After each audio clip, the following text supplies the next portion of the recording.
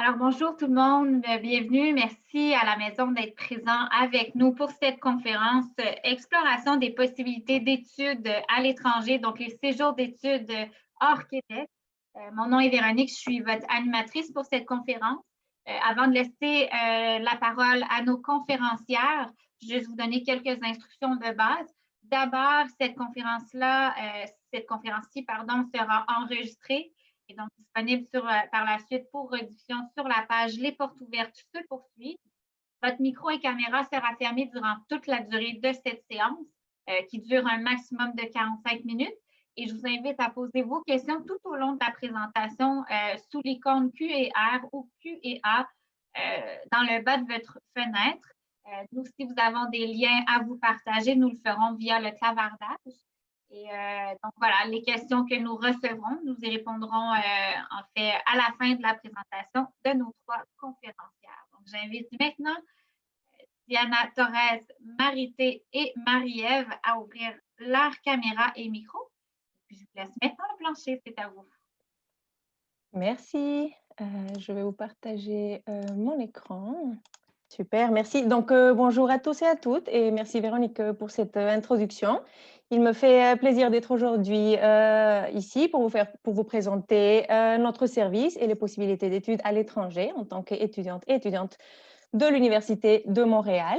Je me présente, je m'appelle Diana Torres Palacios, je suis conseillère à la Maison internationale. Nous sommes le service de l'UDM qui fait la promotion des séjours d'études hors Québec et qui encadre les étudiants qui se lancent dans cette belle aventure. Aujourd'hui, je suis avec deux étudiantes qui ont également participé au programme d'échange. Je suis avec Marité Collard, qui a fait son échange à l'Université de Leeds au Royaume-Uni à l'hiver 2018. Et je suis Bonjour. avec, merci Marité, et je suis avec Marie-Ève Lessard, étudiante également, qui a fait son échange à l'Université de Salamanca en Espagne l'année dernière. Bonjour, hola. Merci beaucoup. Donc aujourd'hui, le menu du jour, je vais vous présenter le programme d'échange. Je vais vous parler également des autres types de mobilité possibles dans le cadre de vos séjours d'études à l'UDM. Je vais vous parler des sources de financement qui sont disponibles et on aura les témoignages de Marie-Ève et de Marité tout au long de la présentation. Donc, n'hésitez pas à nous envoyer vos questions. Donc, un programme d'échange, qu'est-ce que c'est, qu'est-ce que ça donne? C'est une ou deux sessions dans un établissement partenaire et donc une belle combinaison études et voyages. On ne se le cache pas, les étudiants qui partent en échange profitent beaucoup pour voyager et découvrir la ville, le pays, la région dans laquelle ils se trouvent. Un programme d'échange est également des cours crédités à l'UDM qui ne vont pas affecter votre moyenne parce que les cours que vous allez suivre à l'étranger et que vous allez réussir, évidemment, vont vous être reconnus en équivalence dans votre cursus de l'UDM. Donc, vous allez pouvoir continuer, vous n'allez avoir aucune perte de temps dans votre cursus. Un programme d'échange, c'est également des droits de scolarité payés à l'UDM, donc aucune surprise sur la facture que vous devrez payer. Même si vous allez dans un établissement beaucoup plus cher, par exemple au Royaume-Uni, vous n'allez pas payer les frais de scolarité de cet établissement, vous allez uniquement payer les frais de scolarité de l'UDM parce que vous restez inscrit et inscrite à l'UDM pendant votre échange.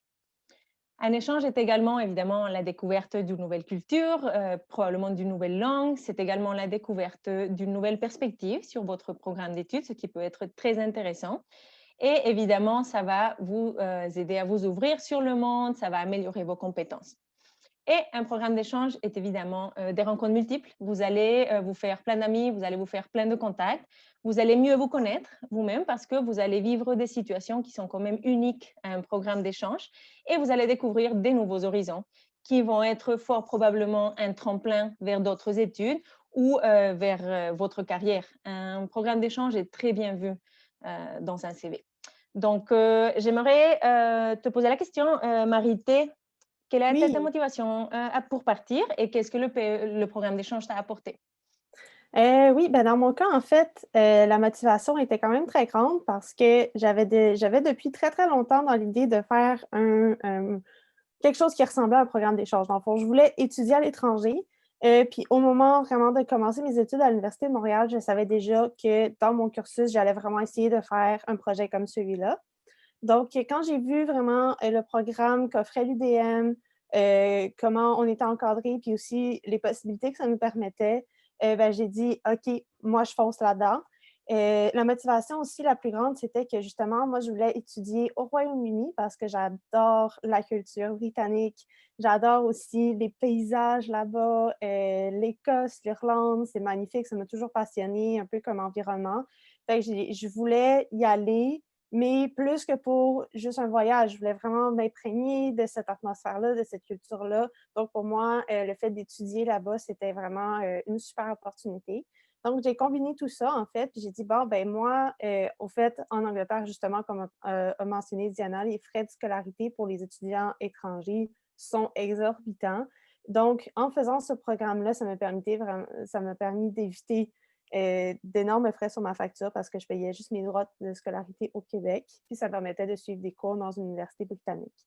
Donc, ça a été vraiment un gagnant-gagnant. Puis, évidemment, j'en ai profité pour beaucoup voyager là, une fois que j'étais sur place pour visiter les paysages qui me faisaient tellement rêver et tout ça. Ça m'a permis aussi de découvrir mon domaine. Donc, j'étudie en linguistique, en langue. Ça m'a permis de découvrir mon domaine du point de vue d'une autre langue, donc en anglais. Puis ça, c'était vraiment très, très intéressant pour moi, justement, qui étudie les langues. C'était comme un petit paramètre de plus, un petit défi, certainement, à vouloir aller faire ce projet-là. Donc, voilà, je pense que ça résume bien. Merci, absolument. Merci beaucoup. On continue alors avec nos partenariats. Là, quand on parle de partenaires, l'UDM, on a beaucoup. Nous sommes au 63e rang du Times Higher Education, ce qui fait en sorte qu'on a des beaux, magnifiques partenariats avec une des meilleures universités au monde. Donc, on est partenaire d'une vingtaine d'universités parmi les 100 meilleures au monde et un peu partout. Je vous parle ici pour les États-Unis, pour le Canada, on a le programme KILAM, qui est un programme d'excellence.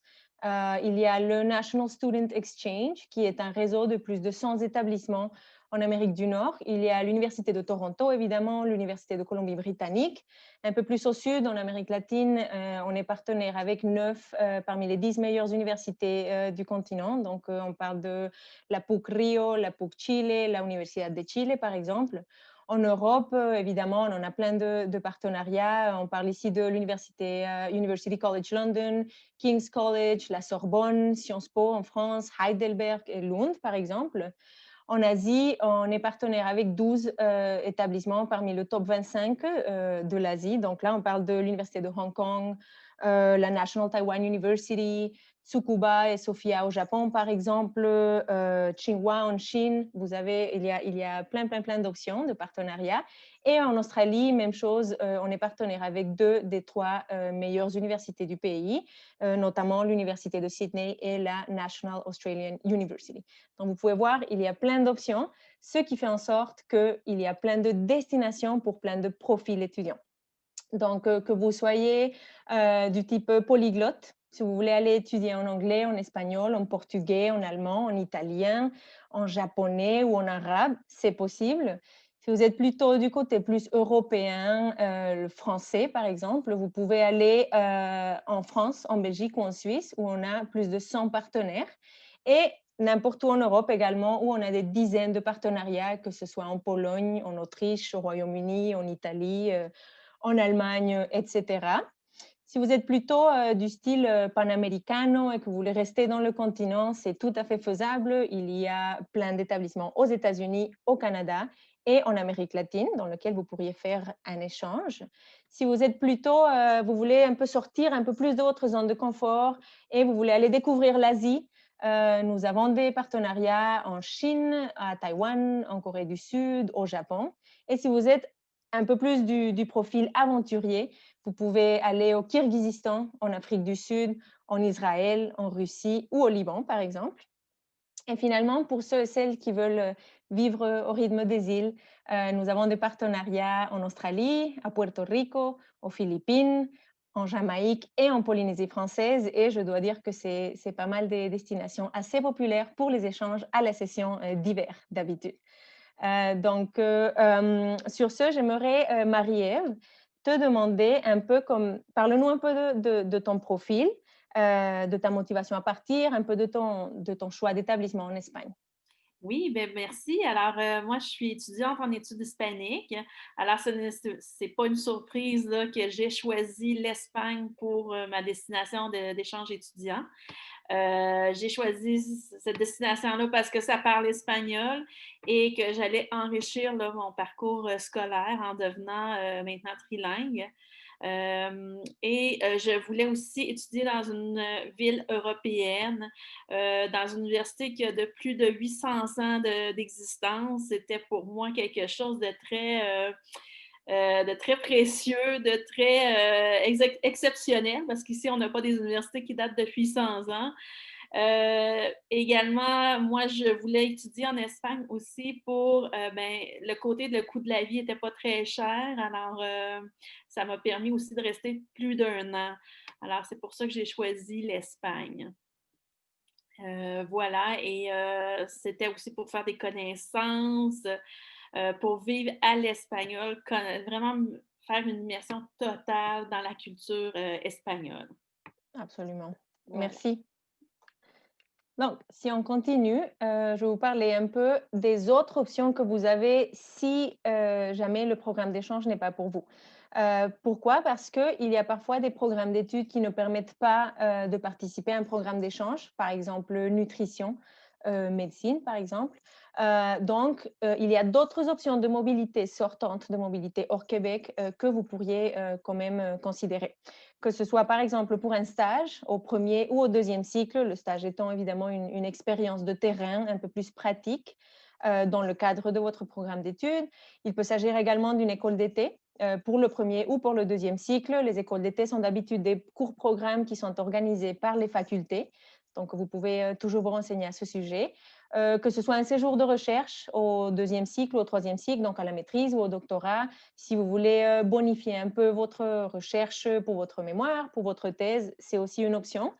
Et sinon, que ce soit pour une co-tutelle, donc un programme de double diplôme de doctorat entre l'UDM et un établissement à l'étranger. Tout ça, c'est des options offertes dans votre parcours à l'UDM si jamais le programme d'études, le programme d'échange n'est pas possible. C'est intéressant parce que les destinations sont illimitées selon le cheminement académique et le sujet de votre recherche. Vous n'êtes pas limité à notre répertoire des ententes, à nos partenaires. Vous pouvez aller dans n'importe quel milieu qui va être prêt à vous accueillir et à vous encadrer dans ce séjour d'études à l'étranger ou hors Québec. Pour vous aider, il y a d'autres ressources très intéressantes. Donc, financièrement, il y a la bourse de mobilité du ministère de l'Éducation et de l'Enseignement supérieur. C'est une bourse administrée, gérée par l'UDM. Et pour vous donner une idée des montants, pour le programme d'échange, on parle de 3 200 $ par session. C'est un montant qui est attribué en fonction du budget disponible. Pour les autres programmes, donc les autres projets comme une co-tutelle, un séjour de recherche ou un stage, par exemple, le montant va être déterminé en fonction de la durée. Mais pour vous donner une idée, il s'agit de 750 $ par mois environ. Il y a une autre ressource qui est logique, les Offices Jeunesse internationaux du Québec. Il s'agit d'une aide financière pour votre billet d'avion. Ceci est pour les personnes qui ont le statut de résidence permanente du Québec et qui ont entre 18 et 35 ans. Il y a également l'aide financière du Québec. Si vous bénéficiez des prêts et des bourses dans le cadre de vos études à l'UDM, vous n'allez pas les perdre même si si vous participez dans un échange. Pourquoi? Parce que vous restez inscrit et inscrite à l'UDM pendant votre séjour d'études hors Québec.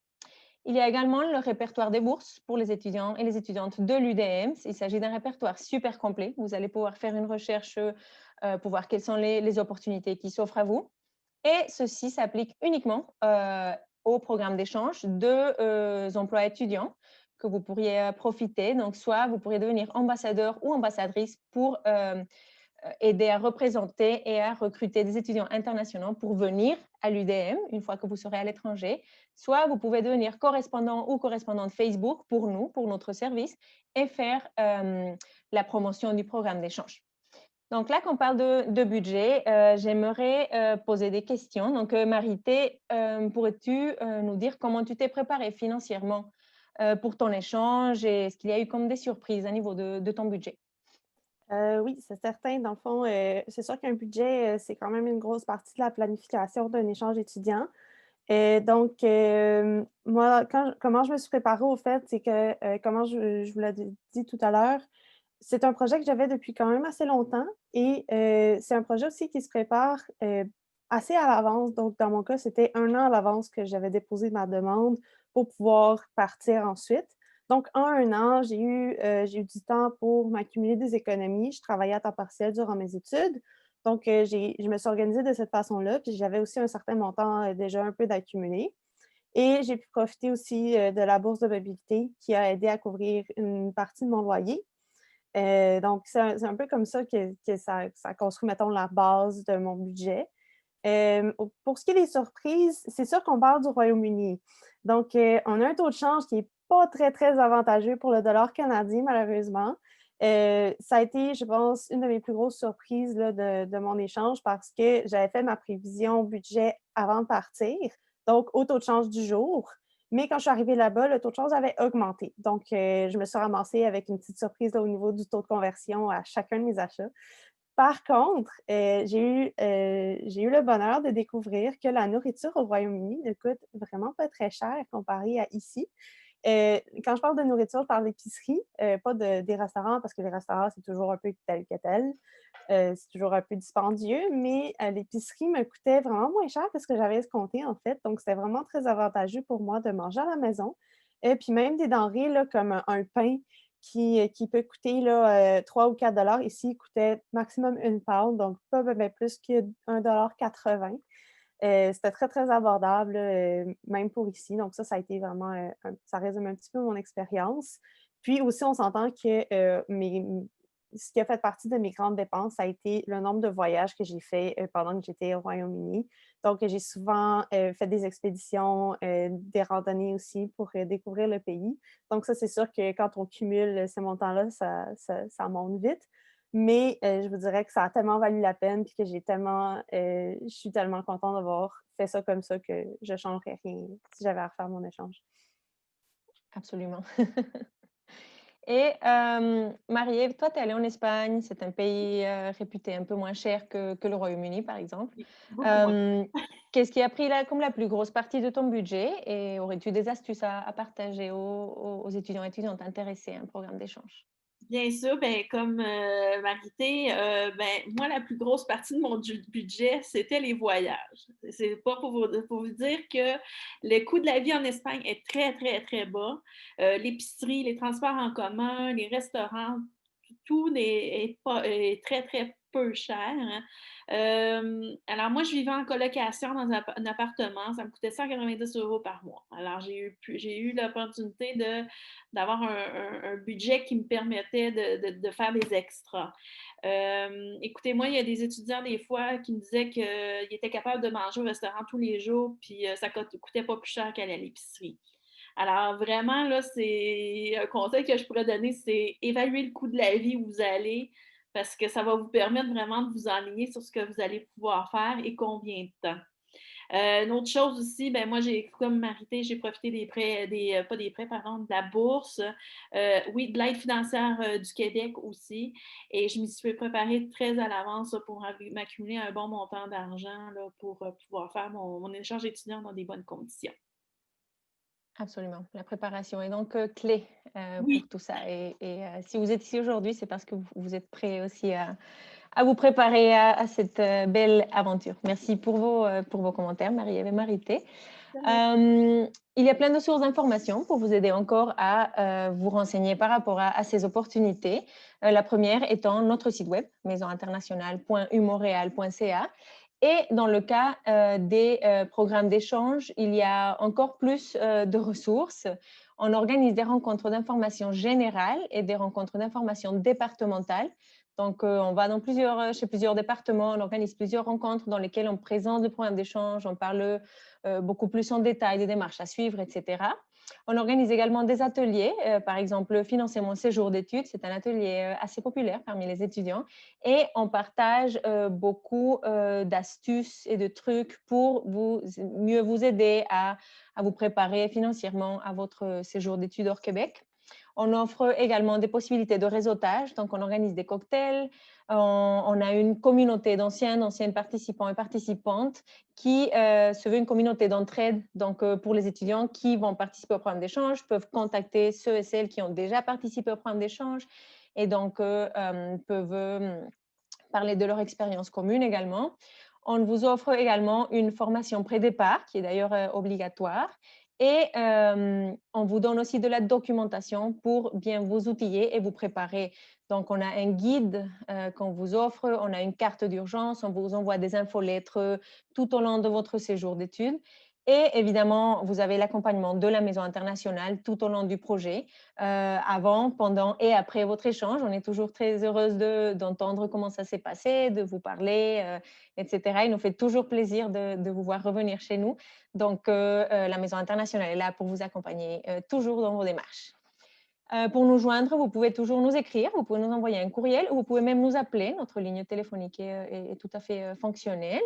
Avant de terminer, je voulais juste donner la parole un peu plus à Marité et à Marie-Ève qui vont vous partager quelques mots aussi sur leur échange. Donc, Marité, le micro est à toi. Oui, donc je vais juste vous parler un peu plus en détail de mon expérience, dans le fond, parce que j'ai déjà été à votre place. J'ai déjà été l'étudiante qui envisageait des études supérieures à l'Université de Montréal, puis qui cherchait un peu quel projet elle voulait faire. Et je suis ici, dans le fond, pour vous dire que votre projet en vaut tellement la peine. Moi, dans le fond, c'est ça. Je suis partie au Royaume-Uni en 2018, donc ça va faire presque 3 ans. Mais c'est des souvenirs qui sont aussi importants pour moi, aussi vifs là, dans ma tête que si j'étais revenue l'année dernière ou le mois passé. Un échange étudiant, c'est vraiment une toute autre réalité que vous allez vivre parce que vous allez être dans un autre pays.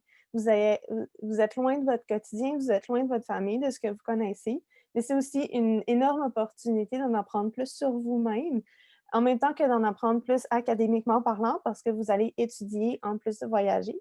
Donc, c'est vraiment, je trouve, une expérience un peu à tous les niveaux qui transforme vraiment un peu qui vous êtes là, au plan c'est ça, personnel autant que professionnel. Par exemple, quand on est loin de chez nous, on n'a pas le choix d'apprendre à se débrouiller. Donc, en voyageant, c'est certain qu'on a des petits défis parfois au quotidien. On apprend à se faire des amis, on rencontre des gens qui viennent de partout. Moi, par exemple, mes colocataires en résidence étudiante, ils venaient de Corée du Sud, de Chine, de Norvège et de France. Donc, ça a donné des super soupers très, très riches en partage culturel, à se poser des questions sur comment les choses sont dans notre pays à nous.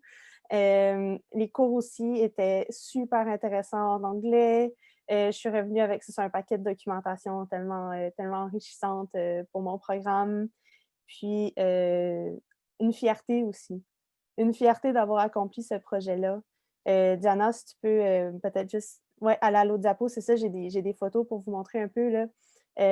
C'est quand même, pour moi, ça a été 6 mois. Pour toi, Marie-Ève, ça a été 1 an. Mais c'est une période de temps dans laquelle on est tellement fiers parce que c'est un gros projet. C'est pas évident de partir comme ça à l'aventure. Des fois, on n'a pas tous nos repères. Mais vous êtes tellement fiers, des fois, juste des petits défis de dire « Ah, OK, j'ai réussi à localiser mon épicerie de mon quartier.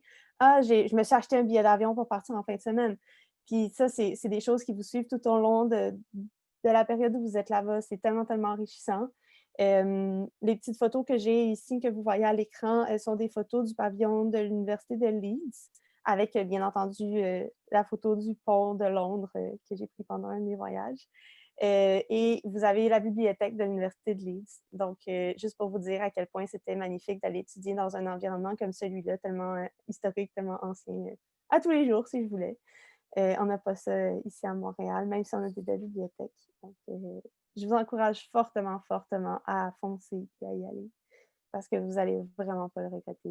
Ça, je suis pas mal certaine de ça. Merci, Marité. Maintenant, on va écouter Marie-Ève. Bien, écoutez, tout comme Marité, c'est une expérience que je vais me souvenir toute ma vie.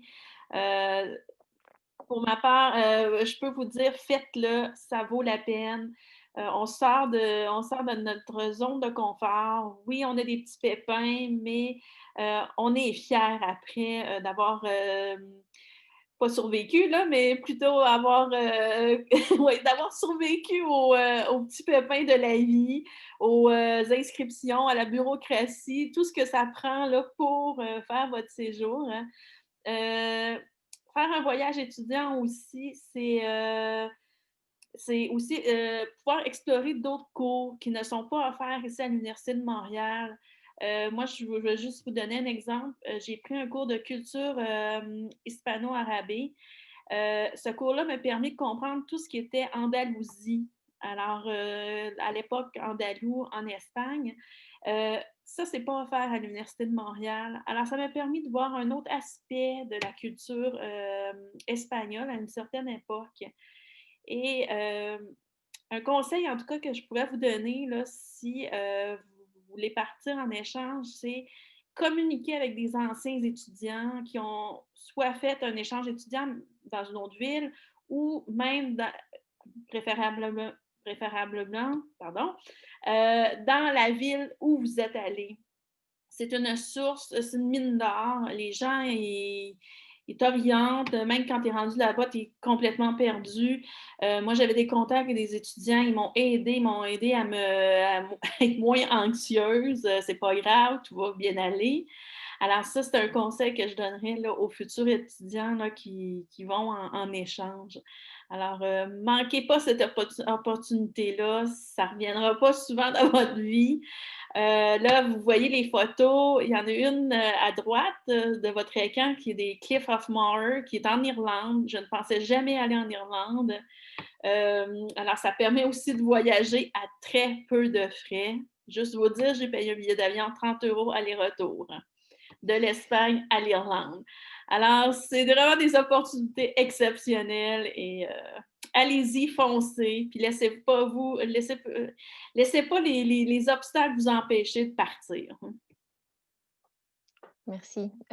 Vous me donnez envie de repartir, de refaire un échange en vous écoutant. On va passer aux questions, si vous en avez. Juste rapidement, vous partagez les questions qui nous sont posées fréquemment, à savoir si les étudiants internationaux peuvent participer au programme d'échange. La réponse est oui. On nous pose aussi souvent la question, est-ce que dans mon programme, je peux faire un échange ou c'est plutôt un stage? Je vous invite à voir sur notre site web la liste des établissements fréquentés par domaine. Je vais vous mettre dans le chat, je vais vous mettre les liens vers notre site web. Et une autre question qu'on nous pose souvent, c'est est-ce que vous avez un partenariat avec telle ou telle université? Même chose, on a plusieurs, plusieurs centaines. Donc, je vais vous mettre le lien vers notre répertoire des ententes, comme ça vous pourrez aller explorer un petit peu. Et évidemment, tout ça est expliqué beaucoup plus en détail lors des rencontres d'information, une fois que vous serez parmi nous à l'UDEM. Donc, merci. Parfait. Bon, ben merci Marie-Ève, merci Marité. Vous donnez effectivement vraiment le goût de partir en voyage. On a hâte que ce soit possible. Merci d'avoir partagé ça. On va répondre à quelques questions qu'on a reçues. Je vous invite à en poser d'autres. N'hésitez surtout pas. Donc, je pense que cette question-là s'adresse peut-être plus à Diana. On demande, est-ce que les frais de voyage sont aussi couverts par l'UDM? Les frais de voyage étant les frais de déplacement? J'imagine que c'est probablement. Non, les étudiants et les étudiantes s'occupent de cette partie, mais normalement, il y a la bourse de mobilité qui peut bien aider à couvrir ces dépenses. Et il y a également la bourse logique pour les résidents du Québec qui aide à payer une partie des frais de billets d'avion hors Canada. Donc, c'est ça. Parfait. C'était une très bonne question. Merci beaucoup. On a une autre question. Laissez-moi aller vérifier. Peut-être pour Marité, comment l'UDM t'a encadré pour réaliser ton projet d'études à l'étranger?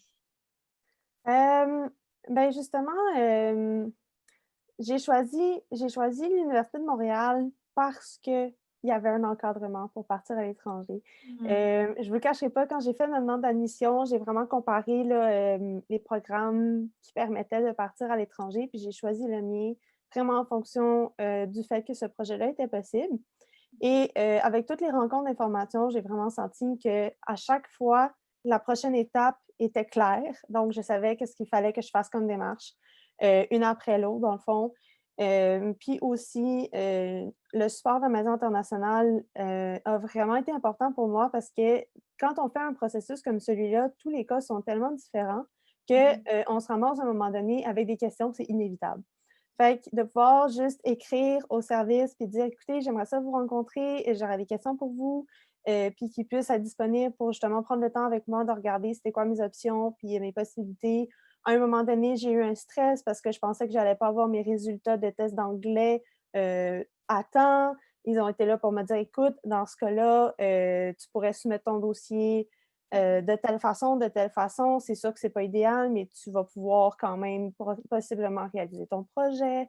Ils m'ont donné, c'est ça, des solutions. Ils m'ont dit aussi quand, OK, ben ça c'est problématique, tu dois le faire différemment. Autant qu'ils m'ont dit, ah, c'est parfait, tu es bien aligné, continue comme ça. Donc, moi, ça a vraiment été essentiel pour moi parce que c'était mon premier projet à l'étranger que je réalisais toute seule. Donc, de partir comme ça à l'aventure sans avoir d'encadrement, c'était un gros non. Donc, quand j'ai vu que l'Université de Montréal vraiment encadrait bien ses étudiants, j'ai dit, OK, ben, ce programme-là est fait pour moi. Parfait, c'est effectivement rassurant. C'est souvent notre premier voyage seul, ces échanges-là étudiants. Maintenant, j'imagine que ça s'adresse à Marie-Ève, on parle d'espagnol. Avant de partir, quel était ton niveau d'espagnol? Est-ce que, bon, j'imagine que ça s'est amélioré là, après les... Mon niveau d'espagnol était classé au niveau européen B2.2.